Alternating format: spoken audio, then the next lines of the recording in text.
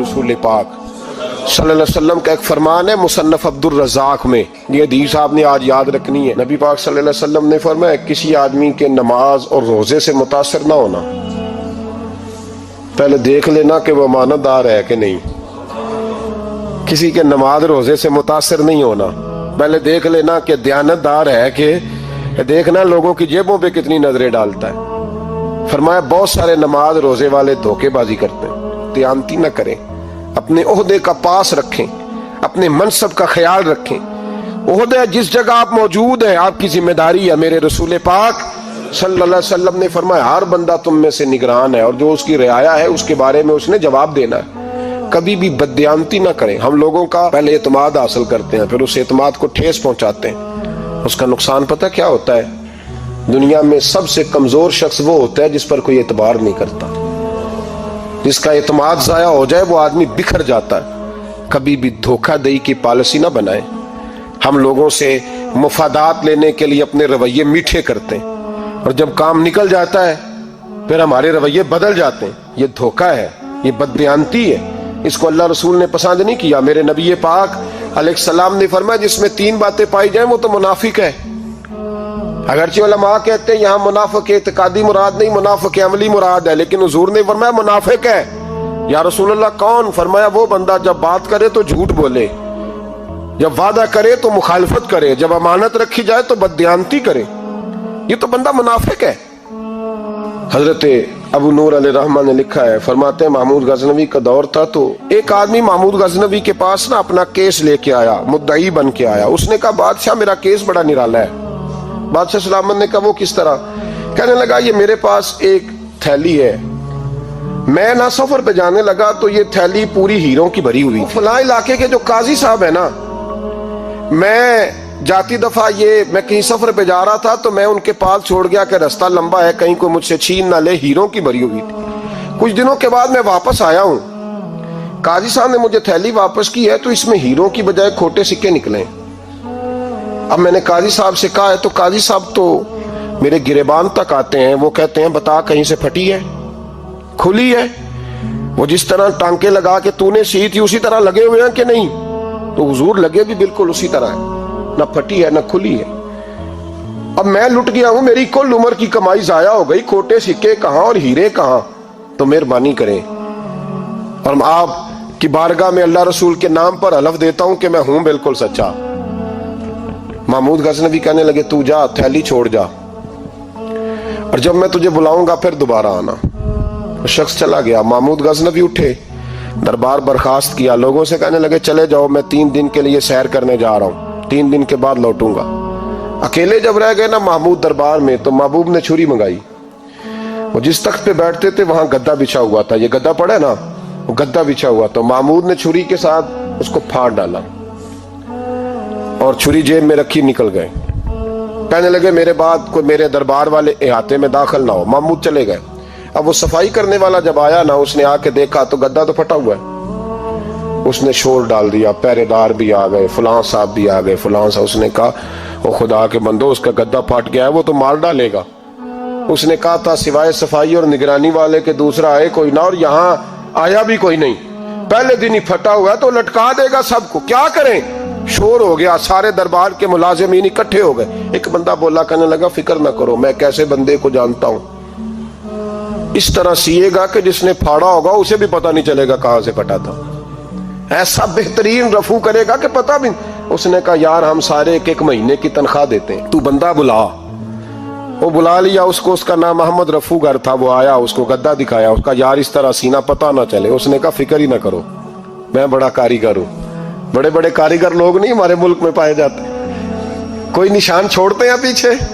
बड़े कारीगर या पैसे होने चाहिए, बड़े बड़े कारीगर बंदे। आप यकीन करें ऐसा ऐसा फलसफा।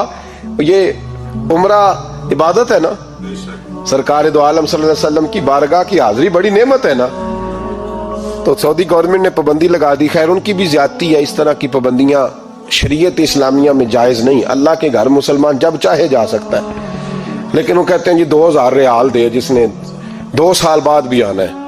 उन्होंने पाबंदी लगाई तो हमारे एजेंटों ने भी कई खास ट्रेनिंग हासिल की हुई है, पता नहीं कहां से सीख के आए, उन्होंने भी रास्ता निकाल लिया।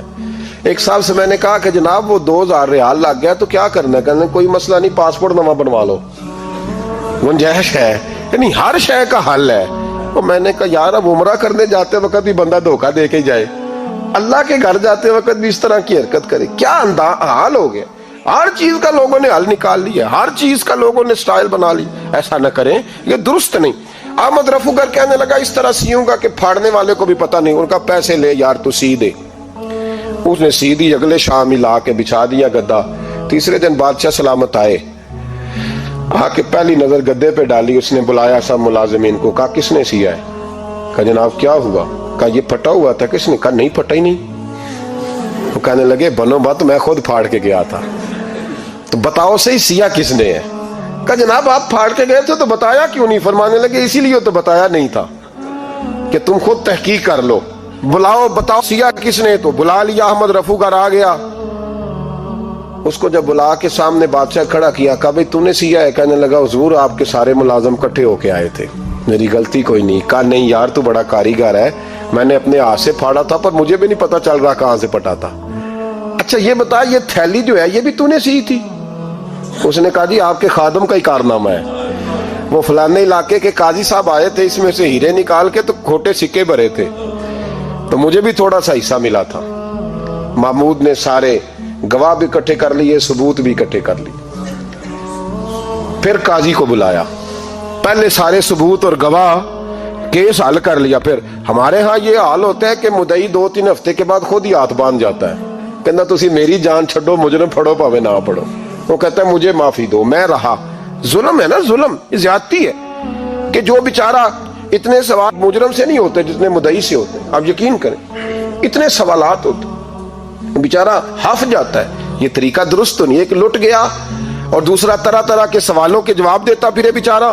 सारे सबूत इकट्ठे करके काजी साहब को बुलाया, तन्हाई में ले जाके महमूद गजनवी ने कहा काजी साहब आपसे गलती हो गई, गरीब आदमी था, वो लुट गया है, उसने तो बड़ी मुश्किल से कुछ हीरे जमा किए थे और उसकी कुल कायनात थी, तो आप उसका माल उसे दे दें, बात खत्म। काजी साहब कहने लगे आप मुझ पे इल्जाम लगा रहे हैं, सवाल ही नहीं पैदा होता। आप मेरी दाढ़ी देखें, आप मेरा एजाज देखें, दुनिया जानती है मैं इस तक। काजी साहब इंसान भूल ही जाता है, बंदा भूल जाता है, गलती होगी माल ने। कहा नहीं सब, कहा मैं तन्हाई में पूछ रहा हूं, मैं उस वक्त पूछ रहा हूं जब दूसरा मौजूद कोई नहीं। आज तौबा कर ले, मैं कुछ नहीं कहूंगा, तू मेरी जुबान पे एतबार कर, तुझे पता है मैं जो कहता हूं उस पे अमल भी करता हूं, बाज आ जा। पर काजी ने कहा नहीं मेरी गलती कोई नहीं। महमूद ने फिर बड़े दरबार में बुला लिया, मजमा आम में। मोहलत के दिनों में जो तौबा कर ले वो बच जाते हैं, लेकिन लोग रुस्वानियों के दिनों में फिर वापस लौटते हैं अगला घर देख के, फिर हालात और तरह के हो चुके होते हैं। जब बड़े दरबार में काजी को बुलाया, भाई तू मानता है कि नहीं? उसने कहा नहीं। तो कहा बुलाओ अहमद रफूगर को।